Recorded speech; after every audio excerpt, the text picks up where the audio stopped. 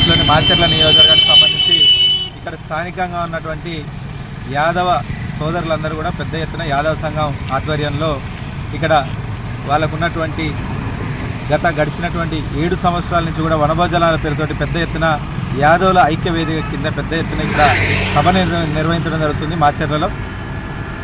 దీనికి సంబంధించి వేలాదిగా తరలి వచ్చినటువంటి ఇక్కడ స్థానిక యాదవ సోదరులకు, సోదరిమణులకు, అక్కలకు, చెల్లెలకు అందరికీ కూడా పేరు పేరున నా నమస్కారాలు తెలియజేస్తూ ఇక్కడ స్థానికంగా యాదవుల ఐక్యత గురించి ఇక్కడ ఉన్నటువంటి యాదవులందరూ కూడా వీళ్ళు గడిచినటువంటి 7 సంవత్సరాలు వృద్ధి చెందుతూ ప్రతి సంవత్సరం కూడా అత్యధికంగా యాదవులు ఇక్కడ ఒకే చోట అందరూ కూడా కలుస్తున్నారు.